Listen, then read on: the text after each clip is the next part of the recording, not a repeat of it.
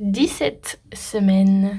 Alors cette semaine, je vais parler d'abord des symptômes qui sont que je ne sens toujours pas le bébé pour l'instant, mais pas d'inquiétude.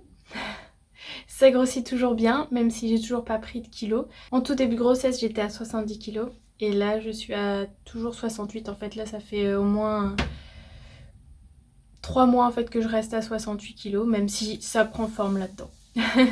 J'ai beaucoup d'essoufflement, de plus en plus, et je m'en rends compte surtout quand je vais au boulot et que je dois monter mes 4 étages à pied, mais je suis pas obligée, il y a un ascenseur, mais je décide de faire mon exercice de la journée en montant ces étages. Et par contre, au bout de 4 étages, punaise, j'en peux plus. Pareil, de courir après ma fille pour en jouant avec elle ou des choses comme ça, je fais 3 fois un aller-retour et c'est bon, ça y est, j'en peux plus. Et de la porter pour l'instant ça va, j'ai pas de problème, ni de douleur au dos ni rien. Par contre c'est vrai que je sens de l'inconfort quand je me mets au sol pour jouer avec elle, pour me relever, quand je me tourne ou quand je me relève. Et ça me fait mal à l'intérieur en fait. Et pareil du coup l'inconfort beaucoup la nuit, là ça commence vraiment, ça commence à être pénible. Même si j'arrive quand même à dormir, j'ai pas ce bonheur de m'allonger dans mon lit et d'être bien en fait. Et ça me manque déjà alors que je suis qu'à 4 mois, il me reste encore un long chemin à faire. Et j'ai pensé à l'oreiller de grossesse, là, les oreillers en forme de V ou de C. Mais je sais pas, j'hésite. J'ai pas envie de mettre non plus 100 balles là-dedans, personnellement. Après, peut-être que c'est une erreur de ma part. Peut-être que si j'ai des maux de dos dans le futur, je changerai peut-être d'avis et je ferai peut-être l'investissement. Mais pour l'instant, je vais essayer de faire sans. Ce que je faisais et ce que là je vais faire, je pense, c'est me mettre un gros oreiller devant, entre les cuisses en fait. Je sais pas, en fait, c'est plus confortable comme ça, mais je peux pas expliquer pourquoi vraiment. Et un autre derrière le dos aussi. Et le fait d'avoir un oreiller autour des bras, en fait, pour bien libérer la cage thoracique et pas être comme ça, en fait. Quand on est sur le côté, parce que du coup, on est souvent sur le côté, je peux pas être sur le dos. Et par contre, j'arrive encore à être sur le ventre de temps en temps, mais pas trop longtemps, parce que ça fait pas mal, mais ça appuie sur le ventre au bout d'un moment, et puis ça me fait du bien d'être sur le ventre de temps en temps, quand même. Parce que j'en peux plus d'être sur les côtés déjà, donc laisse tomber. Ça va être intéressant le reste de la grossesse pour les nuits. Mais tout à fait, franchement, je me plains, mais je me plains pas vraiment. C'est la seule chose vraiment qui est un peu négative pour l'instant dans cette grossesse. Donc, ça va. Franchement, ça pourrait être tellement pire, je vais rien dire. Et cette semaine, j'ai eu mon rendez-vous avec la sage-femme, parce que c'est les sages-femmes qui nous suivent ici en Angleterre. Pendant ce rendez-vous, il n'y a rien eu d'extraordinaire. On a juste... Enfin si, on a quand même écouté les battements du cœur du bébé, parce qu'apparemment c'est qu'à partir de 16... C'est pour ça qu'il y a ce rendez-vous-là à 16 semaines, c'est parce que à 16 semaines, on peut entendre les battements du cœur très bien avec leurs petits appareils.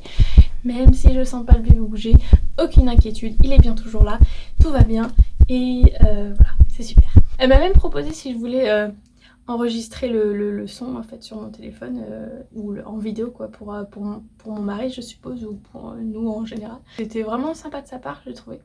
Elle est vraiment, vraiment sympa cette sage-femme, c'est pas la même que j'avais eue la dernière fois. Elle est très bavarde, elle est très éparpillée, mais très sympathique. Elle est un petit peu folle, je pense, dans le bon sens du terme. Enfin, éparpillée, on va dire, elle est éparpillée. Et en fait, parce que pour X raisons, alors je sais pas si je me suis mal exprimée ou si c'est elle qui m'a confondue avec quelqu'un d'autre, mais en fait, j'aurais dû avoir donc mon rendez-vous plus tôt, mais elle a cru, pour X raisons, que je continuais pas ma grossesse en Angleterre, que je retournais en France, donc il n'y avait pas besoin qu'elle continue le suivi avec moi. Je ne l'explique pas, c'est très bizarre. Elle s'est débarrassée de tous les dossiers en fait qui étaient pour moi. Donc du coup quand je l'ai appelée la semaine dernière pour dire bah au fait vous m'avez pas appelé pour mon rendez-vous, elle était toute surprise et elle a fait ah bon d'accord bon bah oui on se voit la semaine prochaine du coup et donc là on s'est vu, elle s'excusait et tout ça et donc elle a refait quelques papiers. Du coup faut vraiment bien rester vigilant Aussi de notre côté. Faut pas attendre qu'ils s'occupent de tout parce qu'il faut garder un œil en fait sur notre propre suivi, juste au cas où quoi.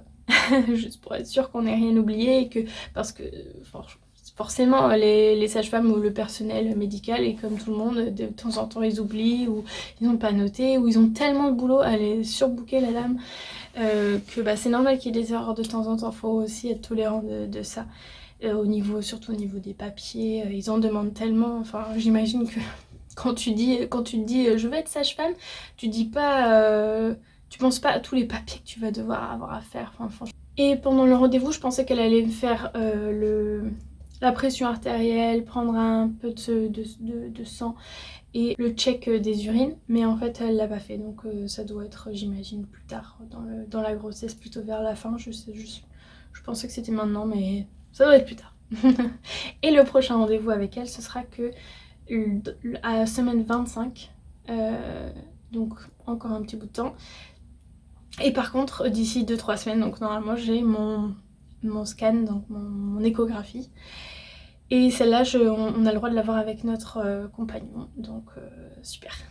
Et donc pareil, comme elle avait effacé tout le suivi de ma grossesse en fait, du coup, elle a dû refaire une demande en fait pour faire cette échographie à l'hôpital.